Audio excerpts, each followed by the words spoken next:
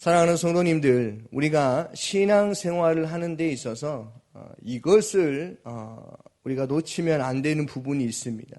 그것은 우리가 신앙생활을 오래 하고 또 이 세상을 오래오래 살다 보면 우리의 눈물이 마르는 경우를 봅니다. 성경에 보면 웃는 것에 대해서도 많이 기록되어 있지만 우는 것에 대해서 더 많이 기록되어 있습니다. 신앙의 전성기에 매일 울지요. 교회만 오면 울고 찬송가를 부르면서도 하나님이 주신 그 은혜 때문에 울고 기도를 시작만 해도 어떻습니까? 회개하면서 또 눈물이 흐르고 또 십자가를 생각만 하기만 해도 눈물이 맺혔을 그때가 있었지 않습니까? 그런데요, 지금의 이 시대는 눈물이 많이 사라졌다고 말을 하지요. 사람들이 울지 않습니다. 어렸을 때에는 어떻습니까? 우리가 어릴 때에는 부흥의 집회를 많이 따라다니지 않았습니까? 그때에는요, 아직도 기억나는 부분이 있습니다. 시설은 생각하지도 않지요. 청소가 잘 되어 있지도 않습니다. 그런데요, 집회만 시작하면 어떻습니까? 눈물바다였지요. 그래서 예수 믿지 않는 사람들이 예수 믿는 사람들을 보고 예수 믿는 사람들은 매일매일 우는구나. 절에서 무슨 재미로 사냐라는 그런 말들을 많이 했습니다. 그런데요, 성경에 보면요, 눈물에 대한 이야기가 아주 많이 기록되어 있습니다. 하나님의 사람들에게는 눈물이 필요하다라는 것이죠. 왜요? 주님께서도 눈물을 흘리셨습니다. 예수님께서 예루살렘 성에 가까이 가실 때 예수님은 예루살렘 성을 보시며 우셨습니다. 또한 목자 없는 양같이 고생하며 기진하는 절망적인 상황을 보시며 예수님은 우셨습니다. 그리고 예수님은 나사로의 죽음 앞에서도 우셨습니다. 예수님은 나사로가 죽었기 때문에 우신 것이 아닙니다. 예수님은 죽음의 저주 아래 있는 인간의 절망적인 상태를 보면서 우신 것입니다. 우리가 주님의 눈을 가지면 우리는 통곡할 수밖에 없다는 것이죠. 우리가 주님의 시선과 주님의 마음을 가지면 우리에게 눈물이 나오지 않을 수 없다는 것입니다.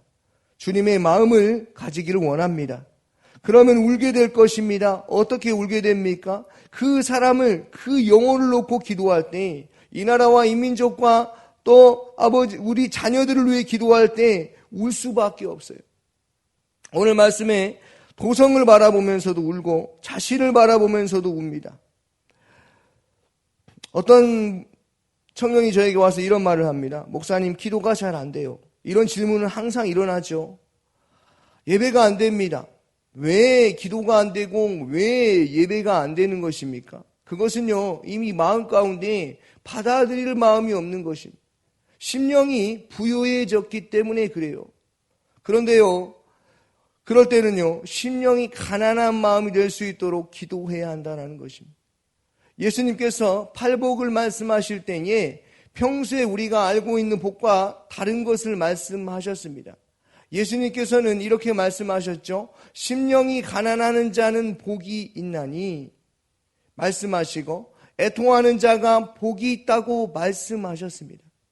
예수님께서는 우리가 흔히 말하는 복과 다른 개념의 복을 말씀하셨죠. 우리에게는 생소한 개념이지 않습니까? 예수님께서는 웃고 즐거워하는 자가 복이 있다고 말씀하신 것이 아니라 뭐라고요? 애통하는 자가 복이 있다라고 말씀하십니다. 예수님께서는 애통하는 자의 복이 있나니 그들이 위로를 받을 것이요 라고 마태복음 5장 4절에서 말씀하십니다.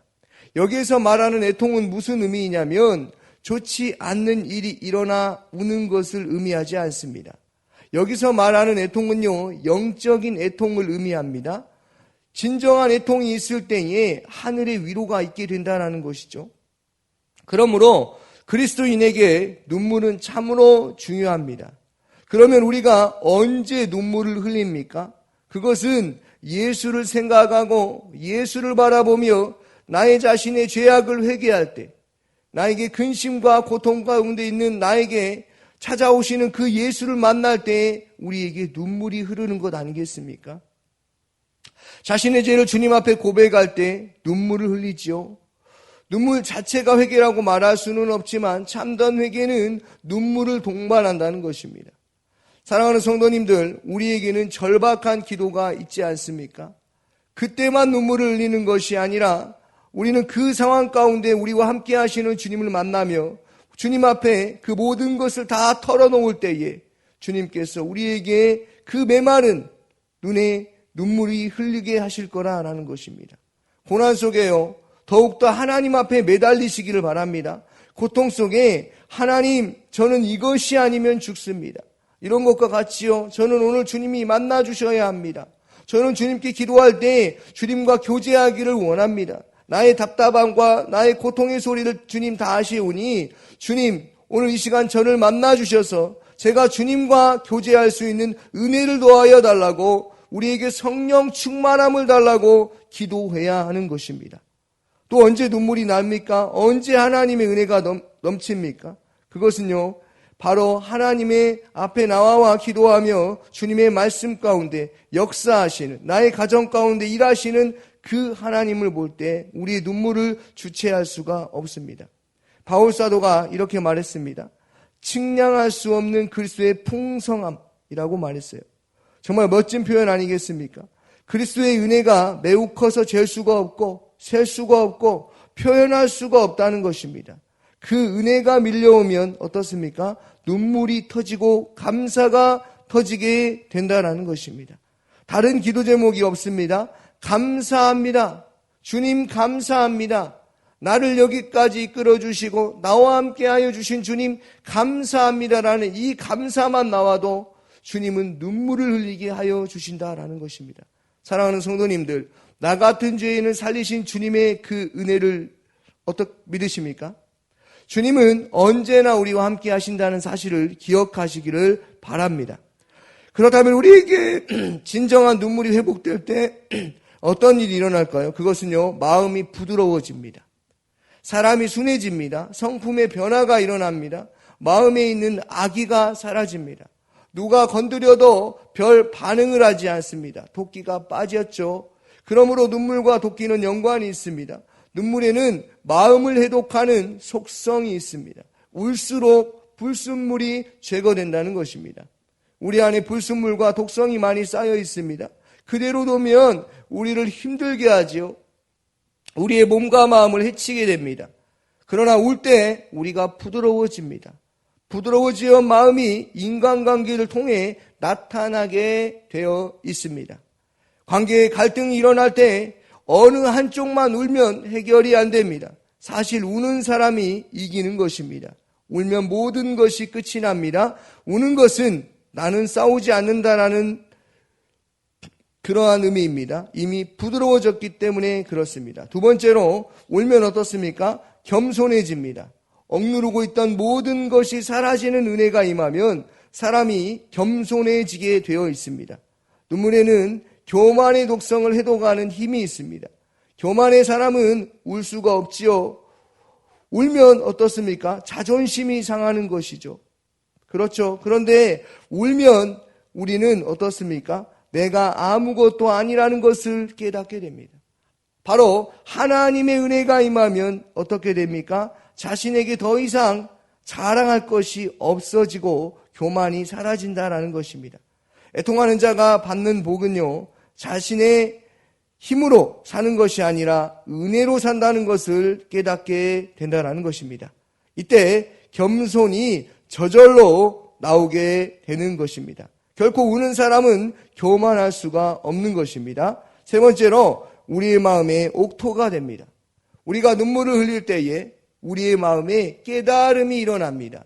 그 깨달음은 단순한 이성적 깨달음이 아니라 전인격적으로 온몸으로 깨달음이 옵니다. 모든 것이 은혜이죠. 지금까지 나의 살아왔던 그 모든 것이 은혜로 되어진다는 것입니다. 그러므로 옥토가 되면 어떻습니까? 100배, 60배, 30배 그 결실을 맺는 것 아니겠습니까? 내 영혼이 눈물로 촉촉이 젖었을 때 하나님의 말씀이 내 마음에 떨어지면 어떻습니까? 그것이 은혜로 다가온다는 것입니다. 네 번째로, 우리를 영적으로 풍성하게 만드는 것입니다. 애통하는 자에게 성령의 은혜가 임합니다. 우리가 회개의 눈물을 흘리면 성령이 우리 안에 함께 하십니다. 아니, 이미 함께 하시죠. 성령이 우리에게 임하심으로 하늘의 권능이 우리에게 임하게 됩니다. 그러므로 기도할 때에 우리가 애써서 기도할 필요가 없습니다. 성령께서 말하게 하심에 따라 기도하게 하면 하시기 때문에 그렇습니다. 이 모든 것들이 우리의 믿음의 선진들의 울음이며 또 경험이며 또 그런 것들이 성경에 바로 기록되어 있다는 것입니다. 오늘 말씀 9절과 10절 말씀을 읽어보겠습니다. 슬퍼하며 애통하며 울지어다. 너희의 웃음을 애통으로 너희의 즐거움을 근심으로 바꿀지어다. 주 앞에서 낮추라. 그리하면 주께서 너희를 높이시리라. 아멘. 어떻게 하신다고 말합니까? 슬퍼 애통하며 울지어다. 너희의 웃음을 애통으로 너희의 즐거움을 근심으로 바꿀지어다. 주 앞에서 낮추라. 그리하면 주께서 너희를 높이시리라. 아멘. 오늘 이 말씀을 기억하기를 원합니다. 우리의 이 딱딱하고 굳어진 마음, 우리의 교만한 마음, 하나님을 찾지 않는 이러한 삶을 어떻게 우리가 이겨낼 수 있겠습니까? 그것은 눈물이 흘러야 한다는 것이죠. 딱딱하고 굳어진 마음을 부드럽게 할 수 있는 것은 우리의 눈물, 우리의 마음이라는 것입니다. 사랑하는 성도님들, 오늘 본문에 보면 슬퍼하며 애통하며 울지어다. 너희의 웃음을 애통으로 너희의 즐거움을 근심으로 바꿀지어다 라고 기록되어 있습니다. 우리 자신과 이 시대를 진지한 태도로 바라볼 필요가 있습니다. 자신을 낮추어야 합니다. 울며 기도하는 자는 이미 낮아진 자이기 때문에 그렇습니다. 하나님은 우리를 높이시기를 원하십니다. 그러므로 겸손한 마음으로 기도하는 삶을 사시기를 바랍니다. 히스기야가 벽을 바라보며 기도할 때 하나님께서 히스기야에게 내가 내 기도를 들었고 내 눈물을 보았노라 라고 열왕기상 하 20장 5절에서 말씀하셨습니다. 내가 내 기도를 들었고 내가 내 눈물을 보았느리라. 하나님께서는요, 히스기야에만 말씀하신 것이 아니라 하나님은 말씀하신 것뿐만이 아니라 우리의 눈물 흘림도 보셨습니다. 사랑하는 성도님들, 눈물이 메마르지 않게 늘 성령 충만함으로 하나님과 교제하는 삶을 사시기를 주님의 이름으로 축원합니다. 아멘. 오늘 새벽에 주신 말씀을 기억하면서 기도하기를 원합니다. 성도님들의 가정과 직장을 위해서 기도하여 주시고 기안마을과 정식마을, 마을장과 순장과 소년들을 위해서, 담임 목사님을 위해서, 필리핀 단기 선교를 위해서 기도하여 주시고 대통령과 이 나라와 이 민족을 위해서 해외 선교 광신대학교를 위해서 함께 기도하며 나아가도록 하겠습니다. 기도하겠습니다.